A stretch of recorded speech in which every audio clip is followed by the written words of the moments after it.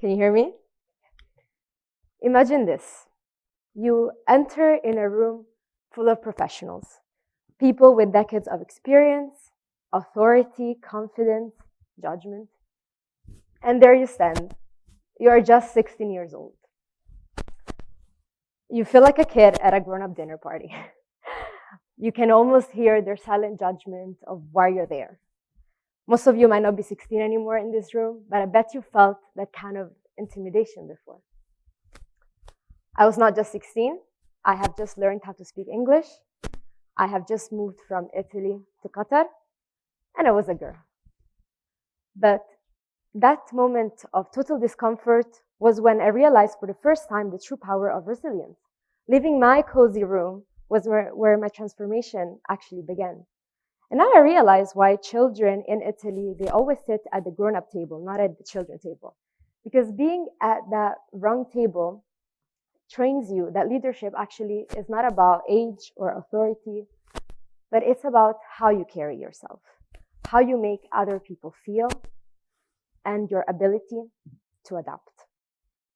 So honestly, getting ready for this TED Talk was a journey on its own, because I had to take like a step back, like 8-year step back, not too much, and start asking myself all the how questions. Like, how am I even a leader in the first place? How did my experiences bring me here to this moment? But especially, how does the path even look like? And so I started looking at leadership like a puzzle. I wanted to bring to you the 8 puzzle pieces that for me were fundamental to reach the path of leadership. And of course, I'm still learning. Everyone is learning. But this is the number one question that students, people of my age, always ask me. And I thought this was important to try to break it down. And as we go, I actually would like for you to make a little self-reflection to see which puzzle pieces are you the stronger and which ones you need a bit more of development. Number 1 is knowledge. Pretty simple, but actually it's a little bit more than expertise. Socrates once said, "I know one thing, that I know nothing." And it's the humility to say, "I don't know." One of the biggest lessons actually that I have, and it's really hard to admit, is that when my team fails, it's actually because I was not able to provide the right tool and clarity for them to succeed.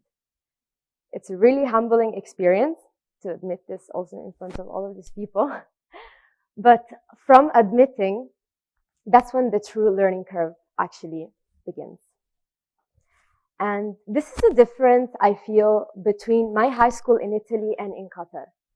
In Italy, my teachers would really make me feel dumb about asking questions, really, to the point that I would go back home every day feeling confused, really with no questions, with no answers to them. And then here in Qatar, it was highly encouraged to keep asking questions. And so that became the number one principle for my team to highlight. You need to ask questions. You need to keep asking, clarifying, until you're satisfied, because to perform better, you need better knowledge. This brings us to the second puzzle piece, communication. In order to be a proper communicator, it's just more than words, it's just more than language.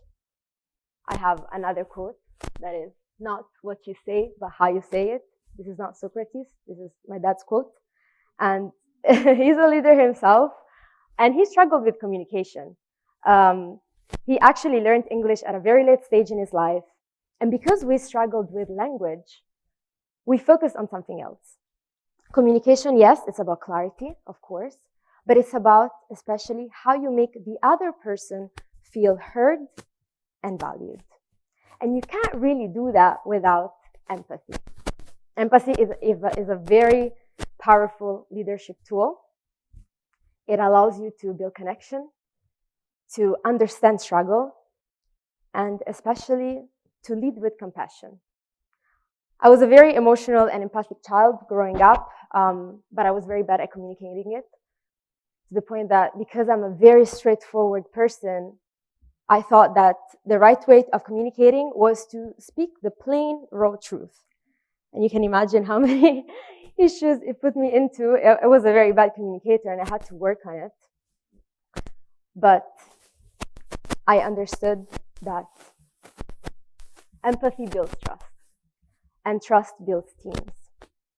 And only through understanding the person in front of you, caring for their feelings, that's how we create a team, a community.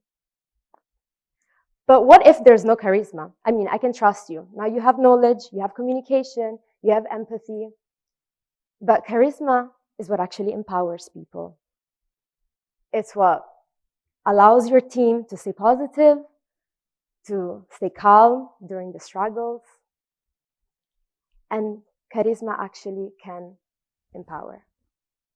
So now that you have all these puzzle pieces, you can start to notice respect.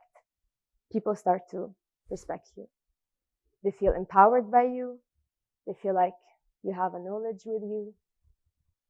And so I want to share with you a little anecdote that really stuck with me. When I was 17, I went to meet a manager of a couple of coffee shops to discuss a potential deal.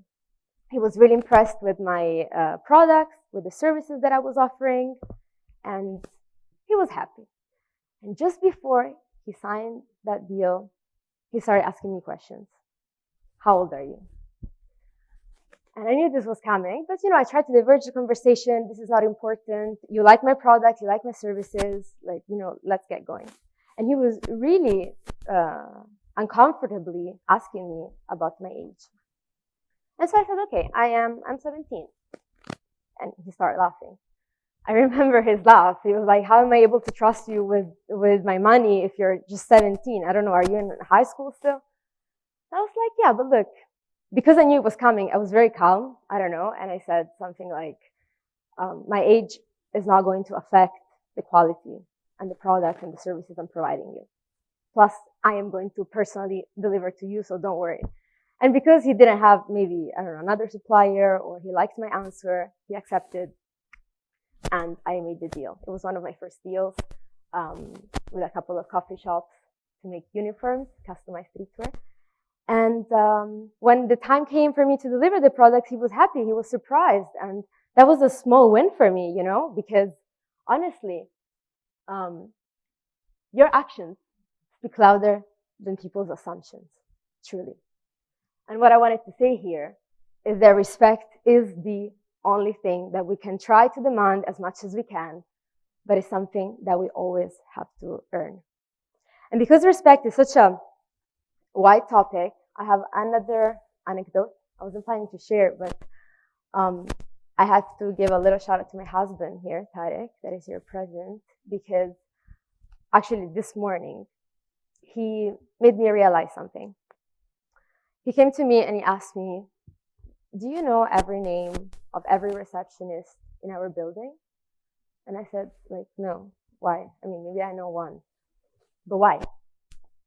Because it makes them feel seen, that their role actually matters, And I was like, okay, no one maybe thinks about this usually, but, I'm sorry. But I'm going to definitely start learning their names. But this actually creates a ripple effect of respect. When people feel that they're respected by you, they're heard, they're valued, they're more likely to like you, to respect you, to help you. And so I started applying this with my clients. My clients feel like, wow, you remember this. You remember this detail. Because putting in the care to remember someone's name, to remember someone's detail about them impresses people. And from this anecdote, I think is very important to together look at leading by example.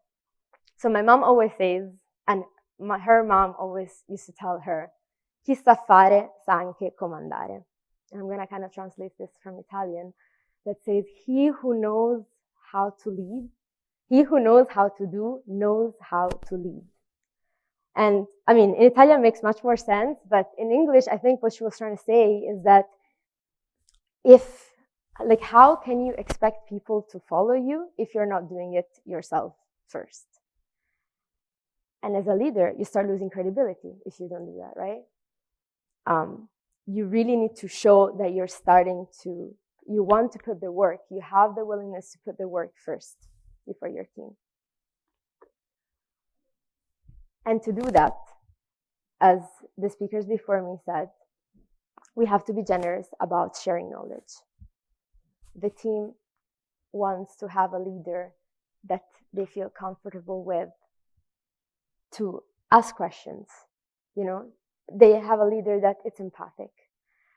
And being generous is something that maybe sometimes may not come across. It takes a lot of time, it takes a lot of energy, a lot of effort, and employees come and go. You feel like, oh my God, how is this person gonna, how long are they gonna be here? For how long time? I need to spend all this time to train them. But it's a win-win. When you truly feel accomplished, that your team has learned something from you, and together you make it work. A true leader has a fire inside, but the ego of the leader should never overshadow the team or their goal. And this is a big responsibility on the shoulders of a leader, right?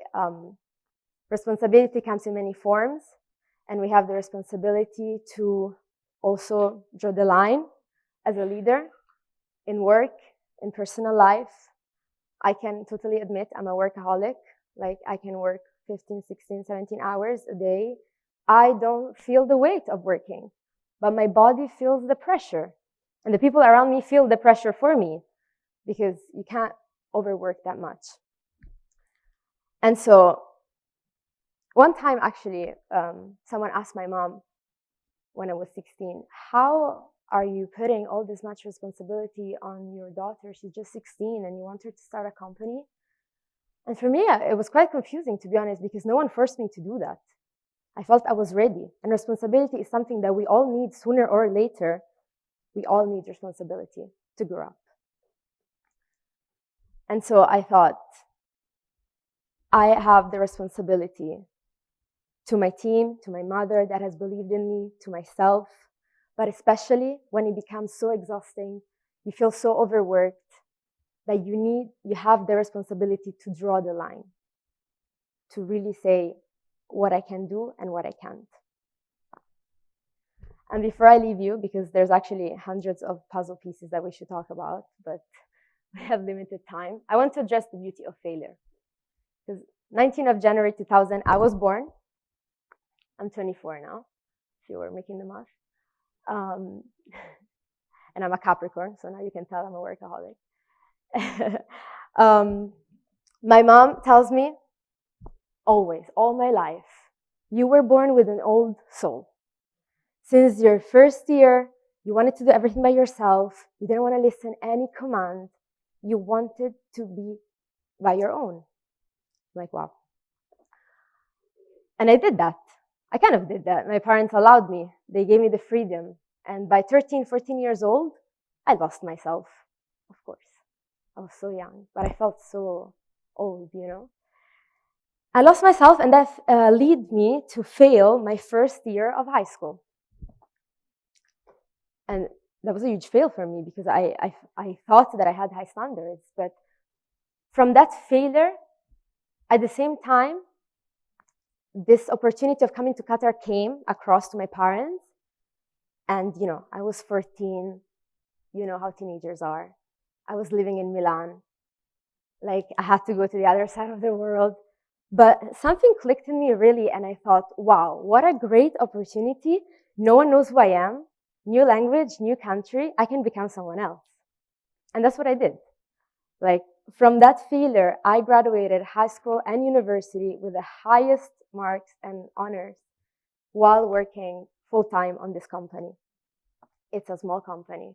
I only have 10 people under me. But the dedication that I put every day through high school exams, university exams, thesis, felt insane. Did I sacrifice most of my teenage years? Like, you can kind of say so, but I feel like it was more of an investment. It was such a experience to learn all of this in all these years. Like, now I can say I have had 8 years experience, but I'm just 24. You know, when they want to hire you and you're just fresh out of university and they say, okay, I need 10 years experience from you. I kind of had that. And so what I want to say is that with all the humbleness in my heart, that yes, from failure, I felt I really killed it, you know, through high school and university. Failure doesn't define you. We allow failure to always define ourselves. And if you don't allow yourself to be defined by failure, it actually gets very sweet when you get up back on your feet and you win. And so if I can just sum everything up of what I've learned in all these years of my young age, is that in order to lead others, you have to take lead on your life first. Thank you.